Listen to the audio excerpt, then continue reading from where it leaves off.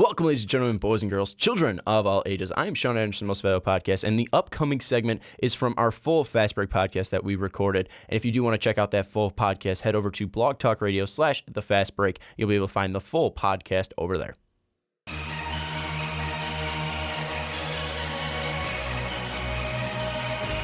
This podcast is brought to you by Most Valuable Podcasts, leading the league in podcasting entertainment. Welcome, ladies and gentlemen, boys and girls, children of all ages. This is the Fast Break Podcast. I'm your host, Sean Anderson, and alongside me, as always, is Dave Oster. Hey, buddy. I'm glad you don't have to block the finger guns, and I'm glad we don't have to listen to What's Up. Like, honestly, I don't want to go on a rant, but I'm going to go on a rant. Is it weird that I miss it? It's like part of the show, though.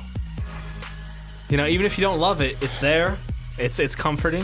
It's no, it's not. I just got in a rhythm. See, I've recorded 2 podcasts now for the Fast Break without getting a sinus headache because of listening to What's Up. So I am welcoming the absence of What's Up. I miss Ricky. I don't miss What's Up Nation, and I don't miss Ben commenting WPN. So every single video. Throw out to the What's Up governor or whatever Ricky calls him. Anyways, we're talking about the process, of course, on this episode of the Fast Break. We're also talking about Malik Monk and if he is the next D Wade. And then before that, we're going to be talking about the Cavs and really, are they the favorites now with the whole KD injury? But the biggest injury that I think happened to us really is the Joel Embiid meniscus tear. Hurts so hard. Yeah. Yeah, Joel Embiid tearing his meniscus, and now he's been completely shut down by the 76ers a week after Ben Simmons was completely shut down by the 76ers. And first off, I'm not too shocked that it did happen. We were kind of having a bad feeling, like pre-All-Star break, and then kind of it came to full culmination. Yeah. And the first thing I want to ask is the process breaking down? Is Joel, Hans, Embiid breaking down? Is the whole process falling apart? I want to say no. But at the same time, like it could just be the next level of, you know, where Sam Hinkie was going with this. Because, look, you got Ben Simmons, who hasn't played all year, so redshirt freshman him. Joel Embiid, we watched him play no back-to-backs this year. Yep. And only played half a season on top of that. So it's like, 31 total games and only 25 minutes per game. 25 minutes, that heavy minutes restriction. So, I hate this training staff, though. It's punishing to the fans who absolutely deserve something better out of this organization. They deserve to watch a competitive game, and I was so happy. This half of the season was phenomenal. You had TJ McConnell's emergence. You had Dario Saric out there who he seemed like one of the perfect fit guys. It's like, I know he was supposed to be good, but like just the way he fits into this team, and I could really see him going forward as a great 6-man on this roster. Got that little peak of Embiid. We saw Nerlens, even though now he's gone, and then we sadly saw what happens to Ja when he's forced to play on his own. Played for 9 minutes? He's too tired to play defense to put his hands up at least. I mean, it's too much work. Yeah, I think the process. I don't know if it's breaking down, but the process is going off the rails really. And you talked about this Philadelphia not really getting a good basketball team, and really the last team that was somewhat competitive was that team that went to the Eastern Conference Finals. Like 11? Yeah, it was 2011, 2012. They went 35 and 31, so that was the what's it called? The short season. Yeah, the lockout. Yep. The lockout season. Yeah. 35-31, lost to the Eastern Conference semifinals, and that was the last team that was actually decent. And then they go 34 and 48, 1963, 1864, 10 and 72, and now 22 and 38. So things were kicking up, but it was mainly because of Joel Embiid. So now looking at it, and it's completely gone off the tracks because you see the Ben Simmons injury, you see kind of the lack of direction that Colangelo has brought in just 1 year. The removal of Hinkie has been one of the most jarring changes to an organization and the entire structure of like, how are we going to move forward as a team? I think that just completely toss the whole process in there. Like, yes, they're still loaded with picks. Yes, they still have a lot of guys who have amazingly high top ends, but now you have that question of, all right, but do they know what to do with it? Just because you're a fantastic player doesn't mean you can succeed in the wrong situation. And I think that's what I'm starting to worry about now for these young players on the 76ers. Yeah, and I think right now is the right time to be like, okay, now the process is going to start going. It's going to start leaving the station and get rolling and pick up a little bit speed. And there might be some bumps in the road, but it's nothing going to be derailing. And now it might be getting close to completely derailing because, obviously Hinkie resigned and they brought in Colangelo because his resigned. Yeah. Let me just air quote that for you. Resigned. Brian Colangelo coming in, and now he kind of lost the direction because you see the injury, and the injury happened, and we weren't really shocked by the Joel Embiid injury just because, he's so big doing all of this, and it sucks to see, but it's not even something that was new. It was something that completely flared up now in his knee. Usually it was his feet that was giving him this problem. Now it's his knee is coming out here. And I look at the 76ers team, and there's been a lack of kind of conversation between the fans, the GM, the coach, and the players. And now I think Embiid was kind of bringing people together. He was embracing the process. He became like a huge online superstar presence for them. Yeah, he doesn't have like the years of activity of all these already made NBA superstars, but he's out there, he's active, he's on like Twitter, he's on Instagram, he's on Snapchat, like everything pumping up this city, this organization, bringing life back into them and bringing excitement, because that's one of the things, like nobody in their right mind would have wanted even like diehard Sixers fans didn't enjoy that 10-win season. Like that was awful to watch. But now it was like, oh, dude, do you see what they're doing? Do you see how competitive we are? We got a chance against anybody. And that's the thing. You have a face in Joel Embiid where it's kind of like, all right, this is the process. He's embracing the whole thing. He even took the nickname. Yeah, and he's Joel, Hans, the process, Gruber, Embiid.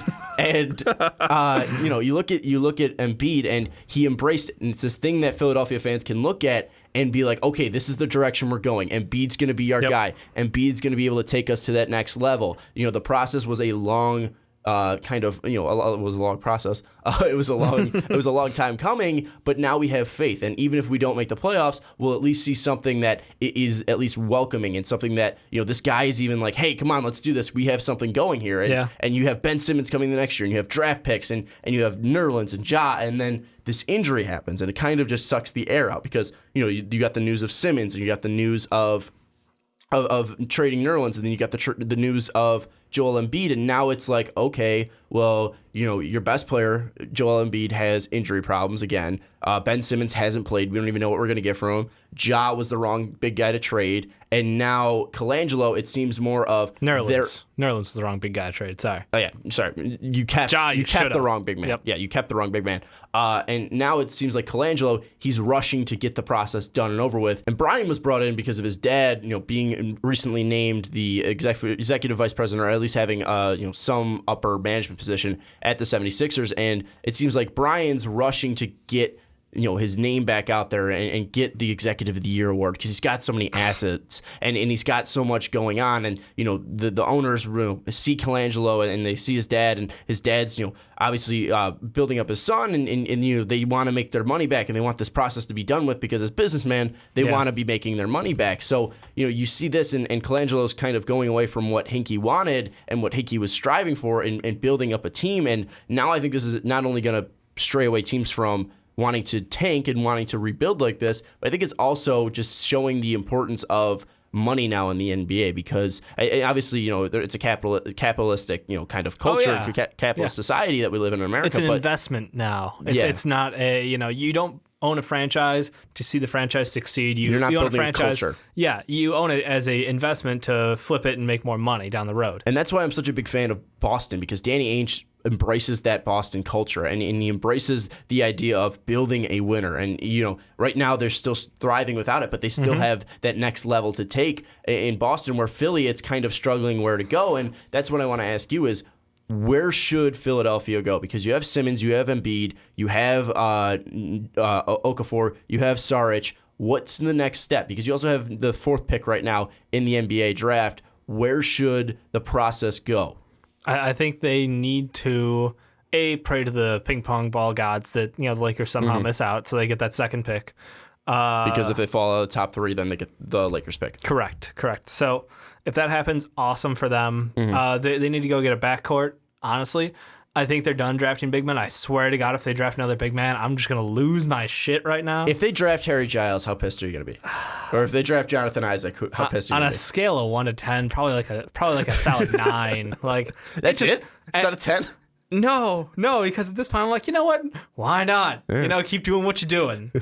But no, I think that I think they are still set up for success, because Ben Simmons could truly be like the centerpiece to this. I know we talk about Joel Embiid and everything he could be, which is basically similar play skill or skill set to the Dream. And if that is an amazing top And end. he can stretch the floor, too. And he can stretch the floor, shooting pretty well from three, as you found out. 36%. Yeah. So, I mean, he's a absolute game changer. He's like the ideal big man for today's NBA. Like, this is something that we haven't seen this skill set come together. But, man, every time he falls down, he doesn't do it gracefully. And I'm surprised it took this long for him to get injured this year, to be honest. So, I think that Ben Simmons is that centerpiece, though, because of how he can be the pivot point for the ball. He can be a floor general moving forward, and his size, his speed is going to lend really well to that. So you think it's more because, it's kind of a guard-driven ball handler league now. Yeah. It's not going to be a big man league. And then also, do you think the injuries play into factor as well? I mean, it doesn't do you any favors that in 3 years you've played 31 games. I mean, that's... Jesus, that is brutal going into it. But I think that it's a more whose ball or who has the ball in their hands kind of a situation. And, you can feed the post and work with Embiid on the outside, even for those who don't respect his shot. And I think that's a fantastic thing to have. But at the end of the day, it's ball handler. And that's today's NBA. You can't force the ball down low every play. You can't run the ball through Embiid every play, because that's not how you'll keep up in today's NBA. He'll get run off the court. And I think that if they go out and get, a fantastic guard like a Dennis Smith or someone that line, they'll be set for the future, because I think TJ's an awesome guard, and I don't want to take anything away from him. And I know the 76ers love him. Mm-hmm. He's a backup point guard, just in all honesty. So, yeah, I think they need to go out and get themselves a point guard, shooting guard in this year's draft. Or free agency. They've got money to blow. So right now, who's safe, at least, on the 76ers? You're saying Ben Simmons is safe. Are you saying Embiid safe? I think Embiid is still safe because, again, a glimpse of what could be was enough to sell me. I'm like, yeah, pay him money. No problem. Because he can sign an extension coming up. I believe it's the 2018 offseason. He could sign an extension. His max is 5 years, $150 million. I don't know if the 76ers are going to do that. But so you think Embiid's safe? You think Simmons is safe? I think Dario is safe. Okay, so and TJ. I think those are the four. Cove is amazing. He's a 3-and-D guy. I don't know if they're going to pay out. I think he's under contract for a bit, so I think they're fine on that. So probably Covington, yeah. And what about Holmes? You brought up Holmes as well. Oh, yeah. So that was the other cool thing. That's the one upside of the injuries of all these big men is, all right, we get to watch Richaun Holmes kind of come into his own after this All-Star break. We had seen a little bit of him sprinkled in, but he didn't get much playing time due to that logjam of bigs. And now it seems like Richaun Holmes is an excellent fit as their backup big. Not only can he hit the boards, but he also is really good defensively, and he can hit enough of a shot that he's not like a sacrifice to have on the floor. It doesn't really hurt you too bad. So it's sad that Ja just, again, obvious to everyone outside of I think Colangelo is just. He's not the fit. He's not the guy. And let it go. Yeah, and what I'm trying to do is just set up what Philadelphia has in place and what you think they have in place, and then try to go where they should go. So at 5, you're going to have Embiid start when healthy, right? Absolutely. And then at the 4 or 3, are you putting Simmons?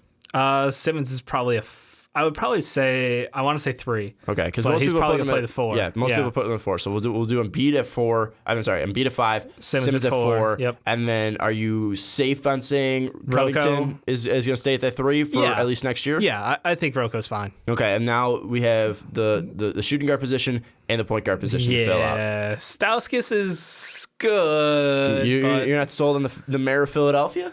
He's good. All right, but yeah, the 5th overall pick. The 5th overall pick the Philadelphia 76ers currently have, and a guy that we're talking about later on in the podcast is Malik Monk, and he's a guy that I think would fit perfectly alongside Ben Simmons, Joel Embiid, and Covington, because he's a guy that can create his own shot by himself, but he's also a guy that can be a spot-up shooter. Yeah. So I look at Monk, and with Ben Simmons' ability to drive and Ben Simmons' ability to pass, and he can run high pick and roll sets with Embiid, where Embiid pops. Then you have Simmons in the middle, and Simmons kind of working in there, and then you have Monk, Embiid, and Covington. Covington could shoot, and you could throw it out to there. I don't really know what the point guard situation is going to be exactly, because if you're going to go at number 5, you have Dennis Smith, Malik Monk, Frank from France, the point guard. I'm not going to take a shot at his last name, even though we know who he is. Nikita Lincoln. What am I Close trying enough, sir. But that's the thing is I look at that, And I think that's a team that can at least have something for the future. And then, if Simmons gets injured again, you'll at least have Monk, who can be a ball handler, and you have Embiid, and those two can pair well together. Yeah. You go with, if, say, Embiid gets injured, then you have Simmons and Monk, and those guys can really beat you up. Say you can have Simmons. And you can have Rashawn Holmes fill in at the 5 for you without... it's a drop-off. And then, say, Okafor's still on the team, Okafor can step in. There you go. So I think there's some pieces there that it's still not saying the process is done. No, not by any means. They need pieces, and they need pieces badly, and they need specific pieces, and strictly in that front court. So looking at this whole thing, how many years are the 76ers away? Do they need two more drafts? I think it is 2. And why is it 2 more? Because they need to get that point guard, they need to get that shooting guard? It's point guard, shooting guard, and then to see if Embiid is going to be able to stay healthy. I mean, if he gets injured again next year, at some point you just, the basketball gods don't want you to play, which would truly be a tragedy for a guy who has as much upside as he does. But, bodies that big aren't meant to stay in motion how he does. And I mean, it would really be a sad day, but we've seen it happen before to big men, and it's been, Shaq was one of the most surprising guys because he had that speed, he had that athleticism, he had the size, he was the most dominant player on the floor at any given time during his career, and he was able to keep relatively healthy for the majority of it, so he's one of the exceptions, but you look at big men like Odin, who, I mean, you're too big for your body, and you can't keep up with today's game. And just in general, how many bigs falter off because of health issues. So I think you need next year as a scale to say, can Embiid actually go? Can he play 50 games? Can he play 60 games? Is he going to be on 25 minutes a game the entire way? Or what would you do with Embiid? That's his testing ground. What would you do with Embiid? Would you do a kind of a similar pace that you had with him with 25 minutes per game? I think you start him at 25 and you steer clear back-to-backs. Although NBA Commish is looking into... Yeah, they're extending this, kind of spacing these out. Spacing out, so that was the biggest thing that CP3 wanted, yeah. Yep. So, but yeah, no, I think you do 25 minutes for the first half of the year and see how it goes. Yeah. So you're keeping Simmons as your centerpiece because, like you said, you don't really want to build around big man because of obviously the injury problems. The game and the injury problems. And the game's changing, even though Embiid seems like the big man that can thrive in today's NBA. Exactly. So you want to build around Simmons and then either Monk, Smith, Frank from overseas, whoever you do pick to be that point guard alongside him. And one thing with Frank as well, I mean, he is younger and overseas. We know those guys take a little bit longer than the kids coming out of college. They can, yeah. So the one player that we haven't really talked about, though, is Ja. Ja's 20 years old right now on a 3-year, $14.36 million contract. He's in his second year right now. They do have 5 years total. The club can exercise to get rid of him after the 2017-2018 season. So what are you doing with Ja? Are you leaving him on the bench? Are you looking for a trade partner? Are you just letting his contract run out and cutting him after 2017, 2018? Because is there even value for Ja anymore? There still is value for Ja. I don't think he's helping himself, and they're not helping him show that value. And that's what I kind of envision the end of the season. Okay, if Embiid is not going to play, then we're going to put a focal point on Ja. We're going to watch him just abuse teams and be that black hole of offense down low. We're not trying to win games anymore. Yeah. We're trusting the process again. We flip that switch back, and it's like, why not? He put up 17 and 7 last year. I think we can go ahead and try to, see if we can improve on that for this last chunk of games and build up his stock so that way come draft time, we can ship him out and get something worth value. And he's had some unimpressive performances in the early games after the All-Star break, to say the least. Well, he had one game right out the gate against New York. He put up 28 points. I was like, oh, crap, look at you. Look at Ja. But then it's just been like, boom, completely falling off the cliff.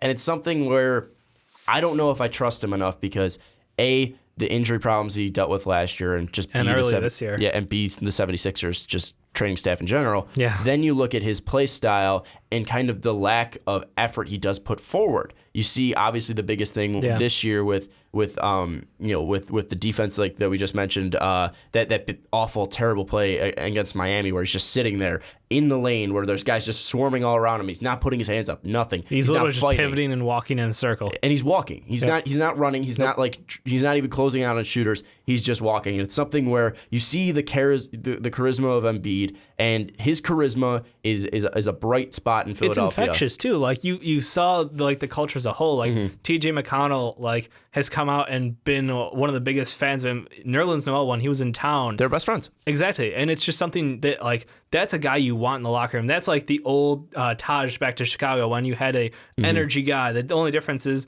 Taj didn't have the dominant level of play that Embiid brought to them. And Taj was awesome, but just different levels. Yeah, and I think he was more of a quiet guy where Embiid's vocal. And that's the thing is Embiid's got humor as well with him. But the thing is Embiid can be the guy with charisma, and he's going to be the guy that you can lean on when you need him the most because he's supposed to be the veteran. He's the longest-term player on the 76ers. And then you look at Simmons. Simmons isn't the guy that's very vocal. Simmons isn't the guy that's very outspoken. We talked about this last year during the draft, that he isn't a guy that's really shown his leadership. Not the leader. Yeah. So I think that's really beneficial to Ben Simmons because absolutely. It plays right into it. When you have Embiid and then Monk, he's a guy. If you say we go with Monk and say they end up picking him, I'm saying they end up picking him. He's not a guy that really has been a leader, but he's been a guy that's been clutch. He's been a guy that's done a lot of second half scoring. When he gets hot, he's hot. So I think those three can be a really deadly pair, but it's mostly about can they stay healthy. And I look at what's happened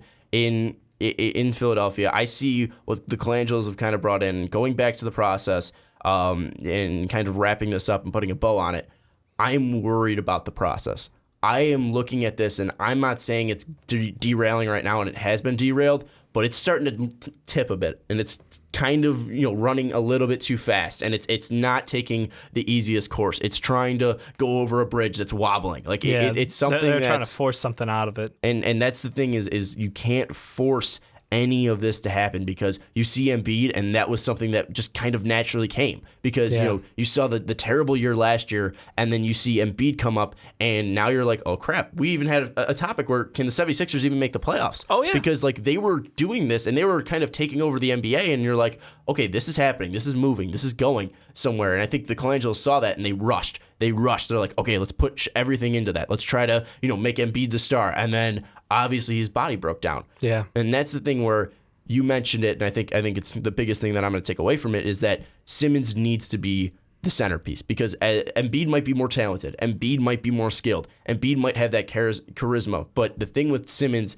is he's not going to break down, and if his talent is exactly where he was... saying not going to break down about a player who's currently injured. Well, he twisted his ankle and somehow broke his foot. I mean, again, you tell the... freak injury versus a man who is literally just a monster size. Yeah, the 76ers tell you you have a stuffy nose and you're dead in the next 2 weeks. But that's the thing is Simmons doesn't need to be a leader because he's got Embiid to fall back on him. And if his talent's matching where he was drafted and what we thought he was going to be, and he's able to bring that in, I think the 76ers have a lot to do with it, but I don't know if I trust the front office. And I don't know if I trust any NBA front office to truly do a true rebuild anymore. No matter how many picks they have. It's more about the thirst, and it's more about squeezing everything out of that market. And I feel like Philadelphia is thirsty, and the moment they get a team that gets 30 wins, they're going to try to juice that, and they're just going to try to get everything out of it immediately. And that's something we see with Chicago, New York, and I think that Philly is kind of adapting that